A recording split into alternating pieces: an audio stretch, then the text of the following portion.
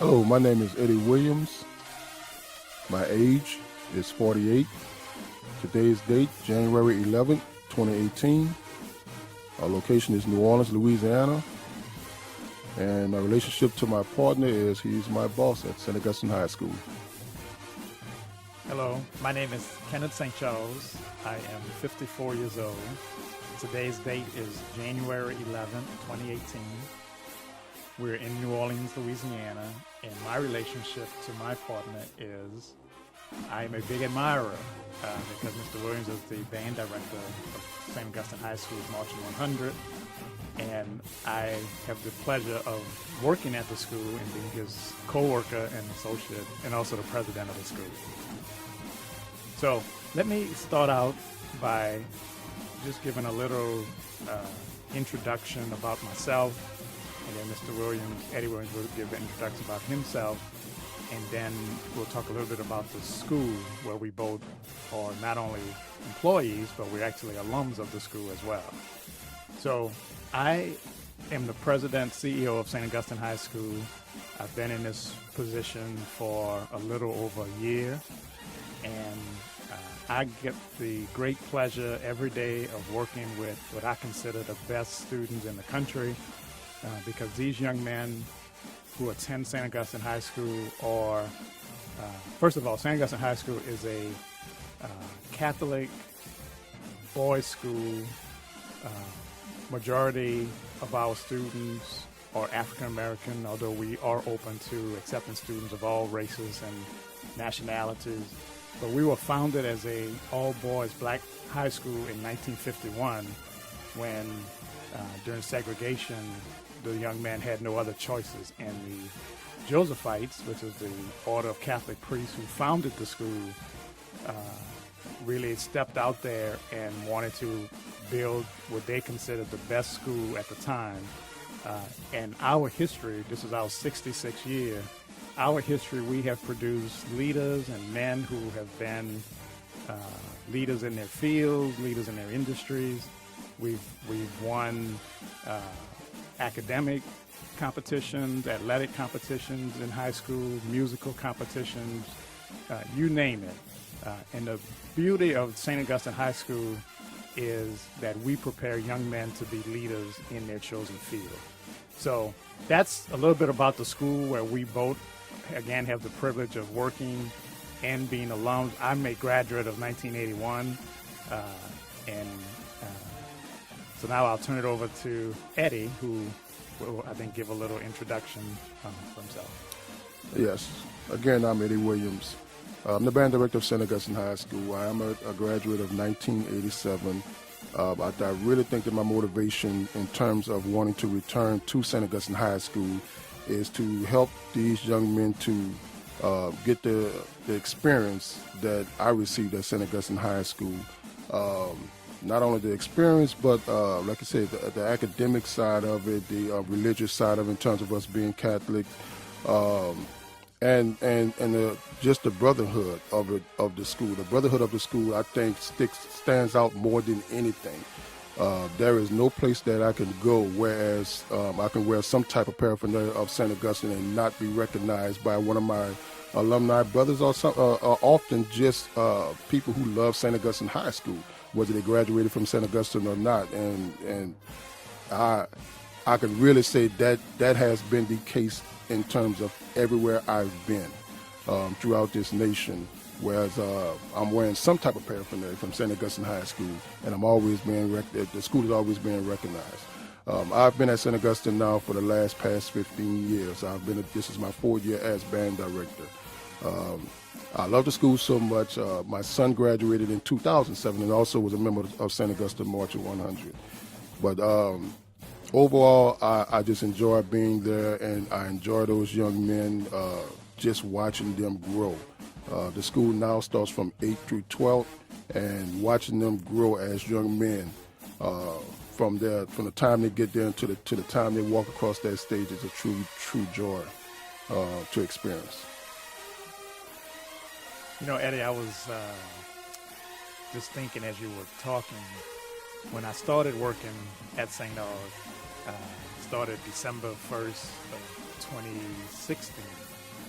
And I remember one of the first things that I did when I met you was to ask if I could walk with the band in one of the parades. And of course, for the listeners, Mardi Gras is very big in New Orleans. It's a different world when Mardi Gras season comes. And I think it would be very safe to say that the St. Augustine High School Marching 100 is considered basically Mardi Gras. I mean, we lead most parades, and the reaction that we get from people as the band is passing is priceless.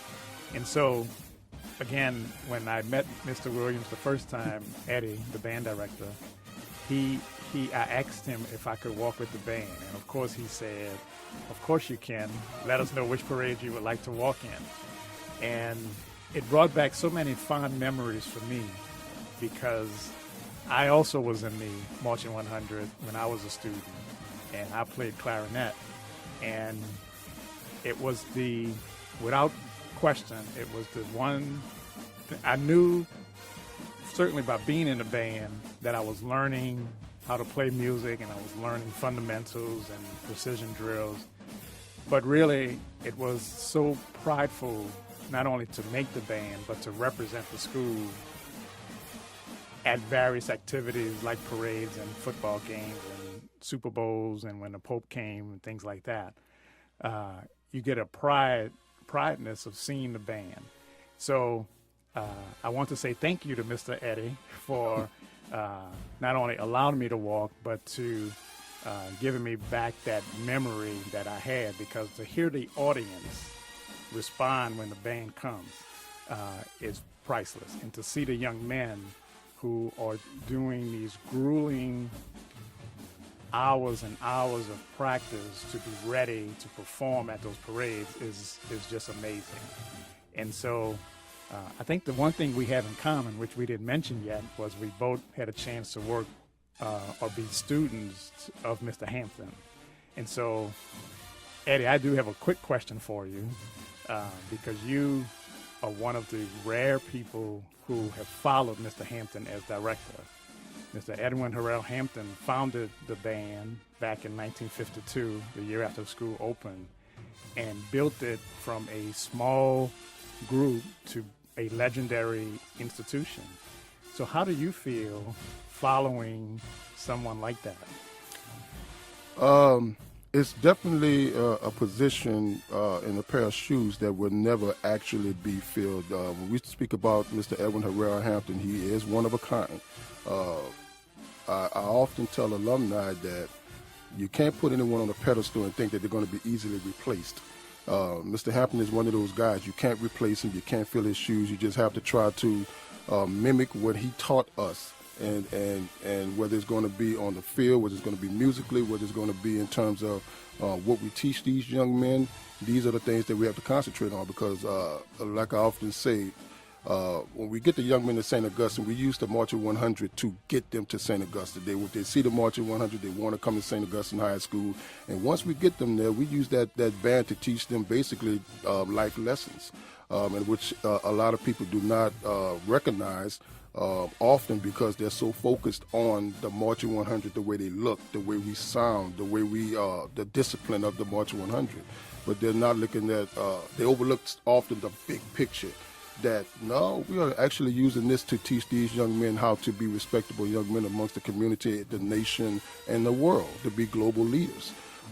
So to follow Mr. Hampton's footsteps, I'm very, very honored. I try to remain very, very, very humbled, because his name within itself will humble you real quick if you think you're starting to get a big head, So I'm very, very honored to be placed into such a prestigious position. Right.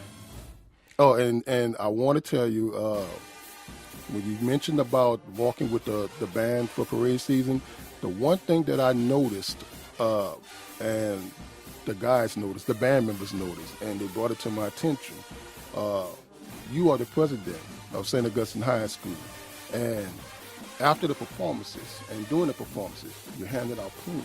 You picked up the box. You brought the box inside. In other words, these are things that normally they wouldn't expect out of somebody in such a high position.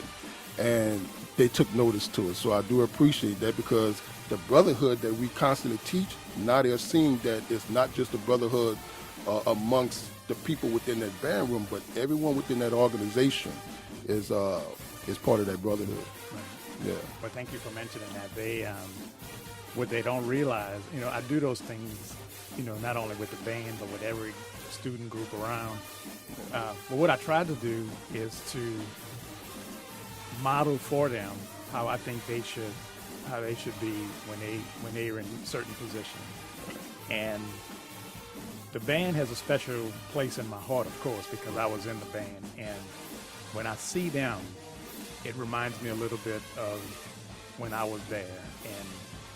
And I'm so much in admiration of them, you, and your staff, because I know how hard it is by being in the position. When I was in a band and I graduated again in '81, I didn't continue a musical career. My career was basically to be in that band. But ironically, when I was in college, I joined the ROTC, and so I have to do a 6-week basic camp, basic training. And I knew as soon as I got to Fort Knox, Kentucky, that the band had prepared me, because while everybody else was trying to figure out marches and discipline and how to stand in formation, I had those skills because of that band. And I felt prepared, as I felt prepared with everything that I've done at St. Augustine. So again, you're right. It teaches you a lot more than just how to perform music. Right. It teaches you how to be a young man who understands his role with his teammates. When you start out as a freshman, you have the seniors telling you what to do and teaching you. They're hard on you initially, but then once you make the band and you're given your uniform for the first time and you now are a member, it really is a sense of pride where everybody's pulling for each other. And that's really something that you guys still instill in the students, and we're very appreciative. Everyone in New Orleans, I know, appreciates it, because I can't tell you the number of phone calls I get from people either complimenting or requesting the band to be at some event. Oh, yeah. Can I tell you a funny story about Mr. Hampton? So everybody knows the March 100, but you can tell me if you agree with this or not. I actually think that Mr. Hampton loved the March 100, but I think my impression was that he really, the concert band really was probably his favorite. Yeah. I'll tell you a funny story. I remember one day in music class, Mr. Hampton would always play different concert symphonic bands or tunes as background music while we were just doing something. And one time he told us, and I'll never forgot this, that when you go to college or become a citizen into the society, he said if you go and you hear the theme music to the Lone Ranger, make sure that you don't say that it was, the name of that piece was the Lone Ranger. Make sure you say what the real name was. And so he instilled in me an appreciation for concert music, an appreciation for music from generations before, jazz music, symphonic music, blues, and I always remembered him for that. Remembered him for making sure that these young men wasn't just interested in the latest pop tune. It was really understanding the roots of music and the generations that came before. Well, I 100% agree upon that in terms of him loving his concert band, and I think that's what I love the most about the program itself. Also, when I think about music, it's the fact that I found myself listening to music that I didn't never think that I would like. Right. You know, I have to be versatile as a band director because of course we have to appease every audience. You know, we have to be prepared for whatever the audience is. So as I listen to the different types of music, I'm thinking to myself, I kind of like that. You know, I kind of like that. You know, and the kids bring us different music, different types of music, but because of the program, the way it's set up with the marching band, the brass band, the jazz band, the symphonic band, you know, we have all of these different areas within our program. And it does make you appreciate the different styles of music that they have out there. So now you're at the point where you're saying that this is not wrong music, this is not wrong music, or this is not right music. All of the music is right. It just depends on who has an appreciation for it. And I think when our young men leave, the variety of music that they have within their minds, because they have played so many different variations of music. We leave there with a great appreciation for music, and I love concert band. I'm not going to say I love concert band because we get to sit inside rather than being outside. I love the concert band, and I love the concert band because I think it teaches them more about music. The music that they're looking at has all of the different accents on it, whether it's going to be accents, whether it's going to be the pianissimos, fortes, all the different signs on it. So they have to read more, not just the notes, not just the rhythms. Now you literally have to read exactly what's on that paper so you can know whether you're going to be loud, soft, medium, whatever the case may be. And I love that about concert music. Of course, when I came up in St. Augustine, I came from Carnegie Woodson, and I was used to going to LMEA competitions. You know, in that LMEA competition, of course, you have to know how to read music. You have to know how to look at those signs and know exactly what to play. If you're not familiar with LMEA, what they do is you play 3 prepared pieces, and then they put a piece in front of your face that you have never seen before. And the instructor have maybe 12 to 15 minutes to just walk you through it, no humming or anything like that, which I loved about that. And he raised his hands up in the baton, and it's time to play it. You know, and as 7th, 8th, and 9th graders in junior high school at the time, that was a hell of an experience. You know, but to get up to St. Augustine High School and get a chance to experience on a high school level, I loved it. Right. I absolutely loved it. Yeah. Yeah, I remember those LMBA competitions as well. And it was very stressful. Matter of fact, one year, Mr. Hampton did something that you're not supposed to do. He stopped us while we were performing one of the pieces, sight reading pieces. And I'm not sure why he stopped. It did not impact our score, luckily, but he felt that we weren't performing the way he wanted to perform. And so he stopped it. Wow. And then we played right back, and we had a good score. You know, it's, one thing also when I first started, you told me, which I found very interesting and ironic about the music program. You told me that, I noticed that the practice started much earlier in the summer than it did when I was a student. When I was a student, we started the practice and our auditions August 1st. Yes. And I think you start June, July time frame. The Monday after the 4th of July. Monday after the 4th of July. And when I asked you why that was, you told me because many, or a good portion of the young men who want to be in a band don't have any musical skills when they come. You have to basically teach a good portion of those young men how to play an instrument. And that, to me, was a little sad because it was a reflection of the time where the kids are not coming. They're not playing instruments in grammar school like we did. When we came to St. Aug, everybody knew how to play an instrument. Right. There was 200 people trying out for 128 spots. and you knew that you were being selected based on your musical skills as well as your ability to perform and march and dance or whatever.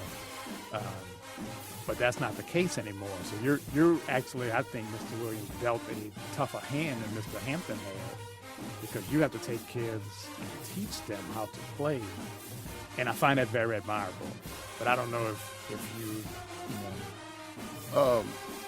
First of all, thank you. I appreciate it. And to be perfectly honest, the way I look at it, which I have thought about that before, in terms of what Mr. Hampton used to get year in and year out in terms of musicians. And then I actually thought about the stories that I heard when he first started out in '52, in which he didn't have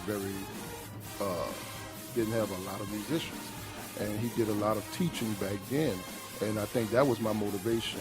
My motivation is the fact that, I knew to Mr. Hamp by the time I made it there in 1984, 85, and he was getting some of the best players throughout the city in this area. But in 1952 and 53 and so on, for those first few years, he was doing a lot of teaching where he wasn't getting the best players within the city and what have you, because the Marching 100 hadn't quite been established yet. Mm-hmm. And that's my motivation. The kids nowadays, I think I did mention that to you once before in terms of the numbers. If we average maybe 25 kids that's coming in to the school, to the Marching 100, maybe about 7 probably have some type of prior experience on an instrument, and the rest that we literally recruit and start teaching. The good thing about it is that they don't come with any bad habits. Right. Right. That's a good point. That's a good point. We can teach them exactly the way we want them to perform on that instrument and be a part of St. Augusta Marching 100. Right. So it doesn't come with any baggage. That's a good thing in terms of a musician. Right. The bad thing about it, of course, is that without any type of experience, it does slow the process up in terms of where we would have normally been, you and I, at a certain time of the year, opposed to where they're going to be at a certain time of the year. And a lot of the kids, they find it so hard to believe that we started in the first week of August, and our first game was the last weekend of August. So explaining to them that we literally start the first week of August, went through 2 weeks of camp. Mr. Ham picked the band, did 1 week, a week and a half of learning the show, mm-hmm. and then performing that show all within 3 to 4 weeks. They find that hard to believe, but it was done. Mm-hmm. Even now, I think our young men are a lot more smarter and brilliant than we even begin to give them credit for. Because I most definitely have put them through some things that they didn't believe that they would be able to accomplish until they did it. And once they did it, then they started to build that confidence that yes, we can do this. Mm-hmm. Well, I've been telling you that the whole time. Never sell yourself short, of course. The things that we did back then, you can do it now. Just believe that you can and just work at doing it. Mm-hmm. That's a good point. My focus, a lot of people really don't know what my role is at the school. My role is to do those things that make the teachers' jobs easier, that help the students to have the resources, helps the faculty have the resources and the facilities that they need. So we are trying to change things. But it's funny you should say that about the kids not knowing how much they can do or how successful they can be. I think that since our school was founded, because another role that I have is that I get to interact with alumni from different ages, going back to when the first graduating class was 1955 to the last graduating class. And I get to go to different cities and attend different alumni events and functions, and to see the alumni when they call in or send emails in, luckily, hopefully send contributions in. But I get to interact with alumni from generations of our school. And I think the one thing that you said that sort of is very true and relevant is that no matter whether the men are from the 50s, the 60s, the 70s, the 80s, the 90s, or the 2000s, they all reflect on the fact that someone at the school, it could have been a Josephite priest back in the early 50s and 60s when most of the teachers were Josephite priests, or it could have been one of the very dedicated teachers who served for 50 years. St. Aug has been very blessed to have teachers like Mr. Bluen, Watson Jones, who was the basketball coach and an alum, people, Mr. Stays, Mr. Augustine, people who gave their lives to working at the school, and they touched so many people. But I think what they all did for all of us was they really instilled in us that we could compete with anybody. The fact that we were black did not make a difference. The fact that our science labs were not as large or fully stocked as others did not make a difference. Whether you were in speech and debate, whether you were in the equations team or played chess or on the football team or basketball team or in the band, because you were a student at St. Augustine High School, because you were a Purple Knight, you were expected to be the best. You were expected to, complete your homework, and we knew that everybody was not at the same level, and it applies like that today as well. We get some kids from wealthy families, we get some kids who can't pay 1 penny toward tuition, and we have to figure out a way to help them. And the beauty of, I think, this school is that, a lot of people see, the band, and they see the football team, and they'll see, purple and gold coming.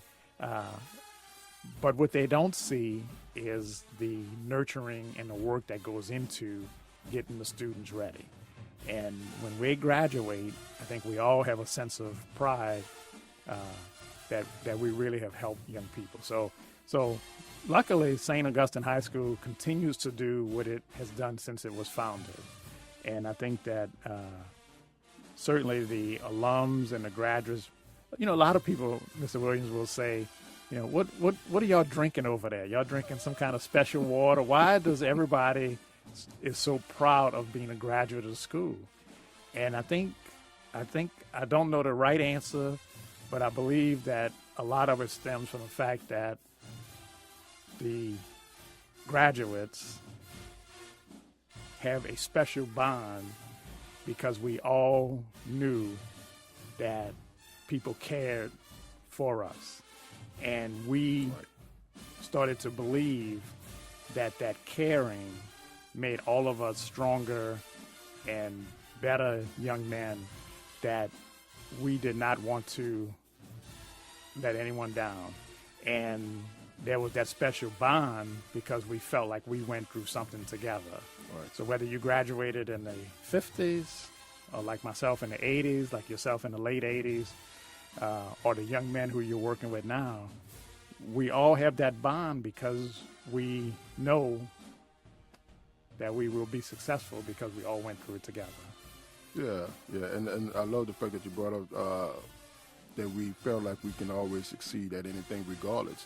Because I know when we were there, Mr. Hampton had put it in our heads so much about the greatness of what we can possibly be if we work hard. We wasn't even looking for high school bands, we were looking for college bands. Right. We had all the respect in the world for college bands, of course, but we just felt like we could compete with college bands and universities. And Mr. Hamp proved to us on several occasions that we could by putting us up against college bands.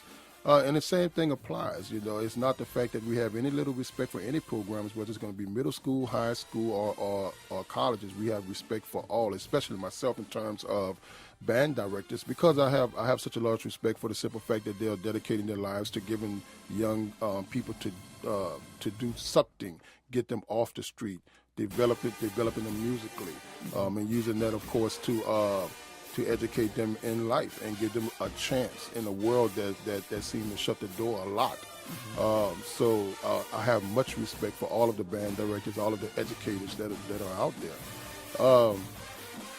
Back in I'll never forget this. And I'm going to tell you. You told me this story. I'm going to tell you this story. Okay. All right. And this was within my senior year, the summer of my senior year. Matter of fact, we had probably been. This probably was the first day of practice. And Mr. Hamp was. He called us to the little pillar. I don't know if you remember the little pillar that was connected. Yeah, to make his announcements. And he was making an adjustment on the field for my senior year. We was going with 40 trumpets. We had prior to that we had been going with 32 on the field. So this particular year we was going with 40 trumpets. And when he said 40 trumpets, I looked at a friend of mine and said, 40 trumpets? And he looked at me and said, who said something? And but you already know with Mr. Hamp, yeah. Right. When you get that tone, you know, oh. So I looked at my friend, because we said it kind of at the same time. So I looked at my friend like, are you going to say you said it?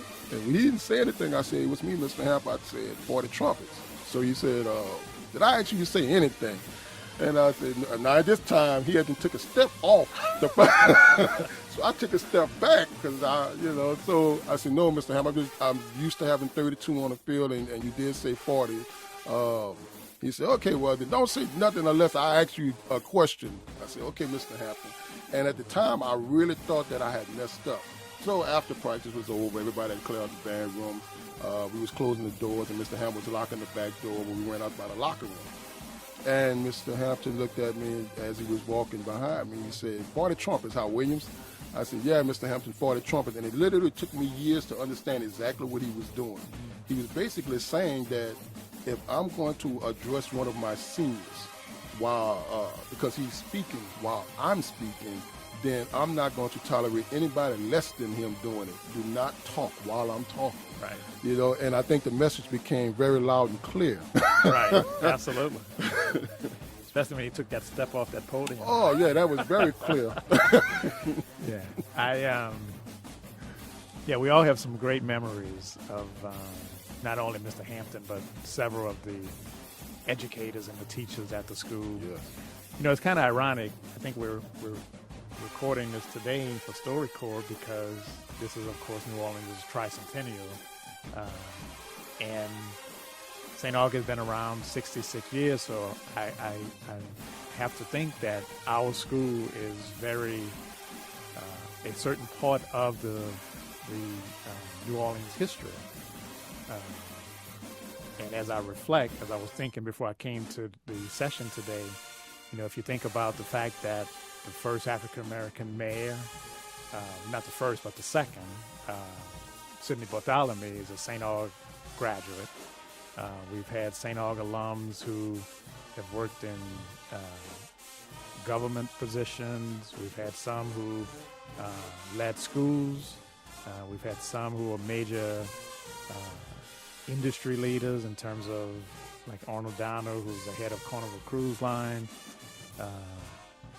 We've had athletes, Avery Johnson, who of course won an NBA championship, was a student when I was here, graduated I think in '83, Stan Barre with ESPN. When you reflect on what our school has contributed to the city, we've had men who have become priests, men who have become Baptist ministers, men who have become lawyers and doctors, and George McKenna on the West Coast, who's a famous educator.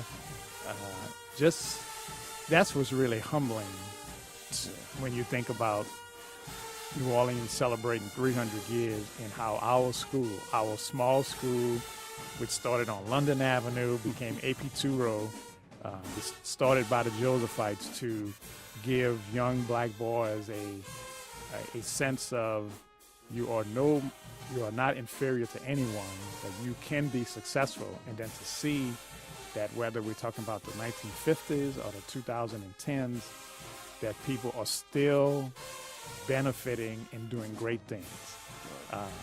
Going to the best colleges in the country, joining the military. We had the young man who gave his life to try to save a friend. St. Aug graduate. We're very blessed. I think our school is very blessed to be in a position that is recognized around the country and certainly in the city for being a big part of New Orleans' history. So I think we're very lucky. That's why I was very happy to come back to work at St. Aug. I worked at St. Aug twice. In the 90s, I worked in the alumni office. So I was the alumni director. And I did that for about 3 years. And that really was my introduction into working in education and fundraising and development. And, it really was very touching to come back in this new position. Again, because I know that schools like St. Augustine High School are needed.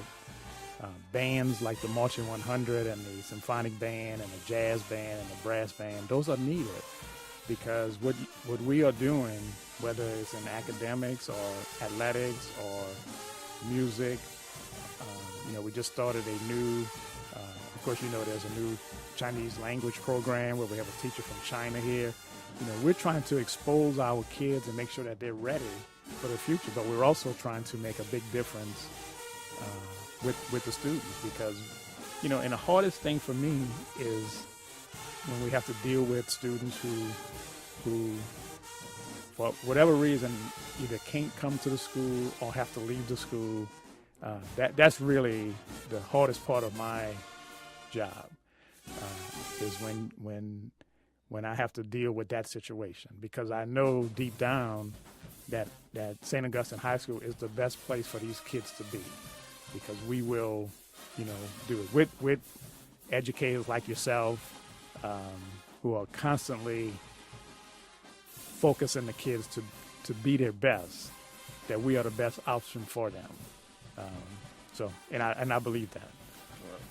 Well, we most definitely do a lot of recruiting. I know myself and my staff do a lot of recruiting, and we know the number of kids, and I 100% understand and agree because when we go to the different middle schools and speak with a lot of these young men about coming to St. Augustine High School, we get an overwhelming amount of kids that want to come. And for various reasons, like you said, sometimes they just can't make it. I think if every young man who wants to, who plays music and just want to come to St. Augustine was able to get into St. Augustine, we'll probably have to change the number from the March 100 to the March 200. Right, right. A good problem for us to have. Yeah, it would be a great problem to have. Right. Yeah, but at the same time, we do understand that everyone can make it, and but I tell you what, though, because of where we came from, we're going to continue, of course, on 2600 AP True to do everything we possibly can to get as many young men in there as possible to help them grow, to let them experience what we experienced. Right. Yeah. New Orleans needs us. Louisiana needs us. The nation needs us, and they need what we do to help these young men. It's rewarding to see them when they come to open house, when they're thinking about it. It's rewarding when a relative who's a St. Aug alum is trying to get their son or nephew or cousin to come because it tells us, again, because of the experiences we went through and because of the educators who we had as our role models, tells us that, we now are in that position. And again, I'll say what I said earlier. You're only one of a few people who get to follow a legend in terms of following Mr. Hampton, and the fact that you were one of his students, and you get to pass that on to them. You know what I'm really impressed with, and this is the last thing I'll say. I said I was really happy to walk with the band. But I also heard that before they board the buses, you do a prayer with them, and you always remind them that not only are the saints, St. Augustine and St. Joseph, but Mr. Hampton is looking down on them, and I think that's important. So thank you for what you do. Well, I appreciate it, and I appreciate the opportunity.